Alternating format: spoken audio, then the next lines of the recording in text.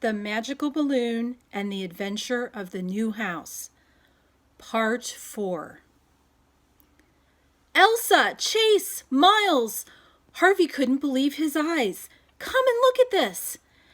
As he waited for his cousins to join him, Harvey stared through the pipe at the large room beyond. Here was the workshop from the stories. As far as he could see, hundreds of elves worked at large wooden tables, either making toys, sewing on sewing machines that looked like toys themselves, or sorting the letters from the baskets. And in the middle of a wide pathway, Ted stood in front of a man dressed in a red plaid shirt and jeans, who looked a lot like Pa with his white beard and suspenders. He seemed to be explaining something to the man, probably about Harvey and everyone else and the magical balloon, because he kept pointing back towards the waiting room. "Is that?" Chase whispered as he peered through the pipe. "I think that's," Elsa began as she joined them with Margot in her arms. "It's Santa!" Miles yelled as loudly as he could.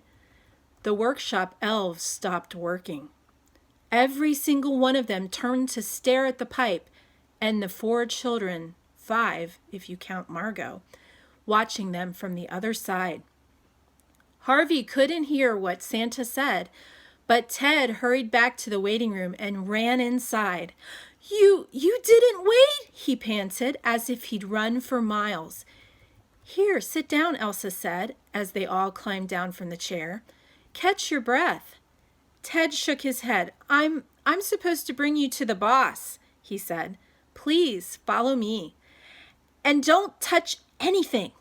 He seemed very worried about that. "We won't touch anything," Harvey promised.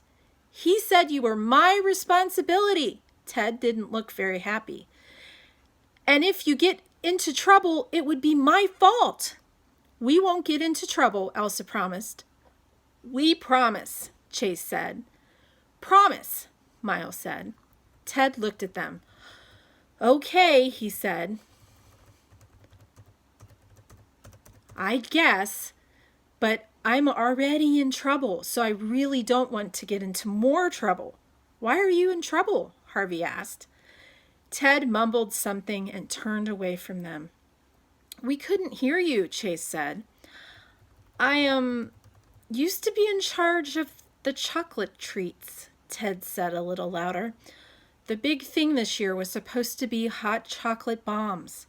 So I designed special hot chocolate bombs." "I like hot chocolate bombs," Elsa said. "Mine really exploded," Ted explained. "Cool," Harvey said. "That's a great idea. Hot chocolate bombs that really exploded sounded absolutely perfect." Harvey couldn't understand why Ted would get into trouble for creating them. "That would be awesome," Chase grinned. "Can we bring some back with us?" "Boom!" Miles laughed. "Hot chocolate!" Ted looked at them suspiciously. "They said it would be too messy." You are talking to a bunch of kids," Elsa said. "I think they sound like fun."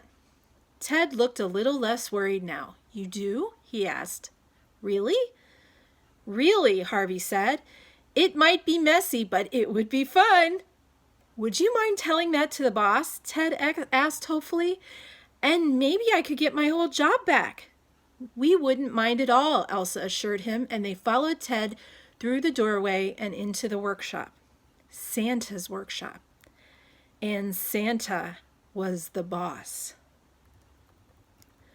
Mindful of Ted's instructions not to touch anything, Harvey put his hands in his pockets and noticed that Chase and Miles copied him.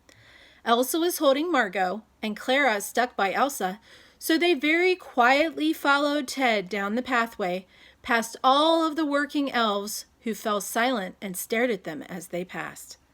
And then Harvey heard footsteps behind them, running footsteps. Remembering the elves from the letter room, he stopped and turned around. The first elf he'd seen, the one with the spiky black hair, ran up to them and handed Chase and Miles 2 envelopes. And then she smiled at Harvey and ran back the way she'd come. Chase looked down at the envelope in his hand. "These are our letters to Santa," he said slowly, "with the old address." "Bring them," Harvey suggested, and realized that Ted had walked ahead and hadn't noticed that they had stopped. "Maybe we can deliver them to Santa ourselves." It looked like they would have that opportunity, because Santa waited for them at the end of the path, seated at a large wooden table with a list in his hands, a very long list, and... "I didn't know Santa has a cat," Elsa whispered. A very large and fluffy cat, larger and fluffier than Dozer or Orlando, Harvey's kitties, lay in a basket at the end of the table, snoozing. Ted slowly walked up to Santa's table. Boss," he said nervously, "I brought you the children, as requested." Santa peered at them over his glasses. He really did look a lot like Pa. "Harvey and Margot Burning, Elsa St. Clair, and Chase and Miles Monahan," he said, "and Clara. Welcome to the North Pole." He smiled. "You've traveled a long way. Ted, do you think you could find our visitors some hot chocolate?" "Hot chocolate bombs?" Chase whispered. "Maybe just regular hot chocolate," Santa said with a warning glance at Ted. "For now." Ted hurried away. "What's your cat's name?" Harvey asked. "Why, Jingle, of course," Santa said. "His sister Belle is around here somewhere." He glanced around, but Harvey didn't see another cat. "While we're waiting for Ted to return, I believe you came here for a very good reason?" Shyly, Miles said, "We have a new house and we wanted to make sure you had our new address." "And Harvey brought us here in the magical balloon," Chase said. He held out his letter to Santa. "Here's the letter I wrote, and here's mine," Miles said. Santa took the two letters, opened them, and set them on the list. "The magical balloon," he said. "It's been a long time since the magical balloon has been to the North Pole." "Wait," Harvey said. "The magical balloon has been here before?" "Yes," Santa said, "a very long time ago. That time, the 4 girls who came here helped one of my reindeer who had gotten lost in a storm. I believe their names were Jennifer, Emily, Rebecca, and Jessica."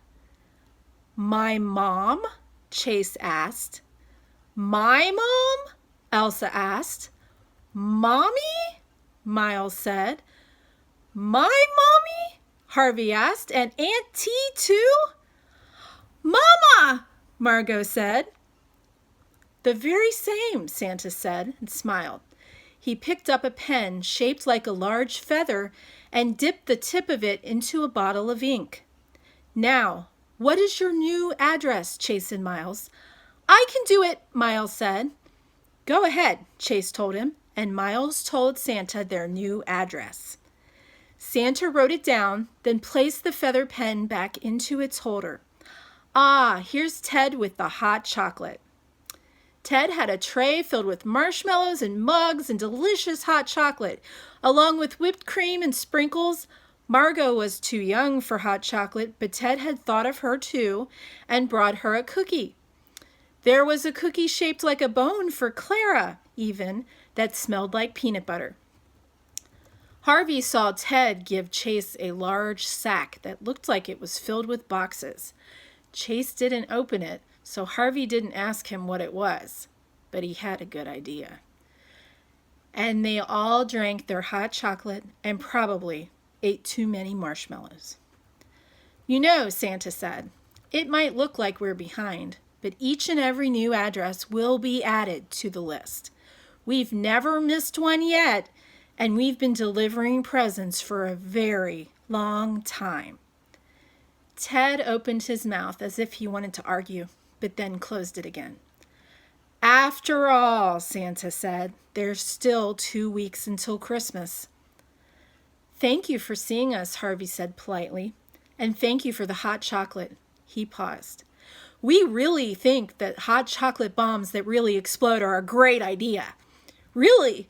They would be awesome," Chase said. and then added, "Thank you for the hot chocolate and for making sure our new address was added to the list." Boom! Miles giggled. "Thank you, Santa." "Thank you," Elsa said. "They're right. It might be messy, but who cares?" "You're welcome," Santa said and smiled. "Now, you'd best get home. I know the magical balloon will always bring you home before morning, but you don't want to worry your parents. Ted will see you out." He paused as Ted turned to go. "And Ted?" Ted stopped. "Yes, boss?" "Maybe smaller explosions next time," Santa suggested, and Ted grinned. "I think I can do that," he said, and led them back to the waiting room, then through the letter room and outside to where the magical balloon waited. "How many hot chocolate bombs are in that bag?" Harvey whispered to Chase as they watched Ted go back into the Elvis building. "There's a box for each of us," Chase whispered back and grinned. "This is going to be fun," Elsa said. "Maybe even the best Christmas ever," Harvey said. Magical balloon, take us where our hearts would go. Take us home." And the magical balloon rose up into the air and took them home before morning. The end. Thank you for watching.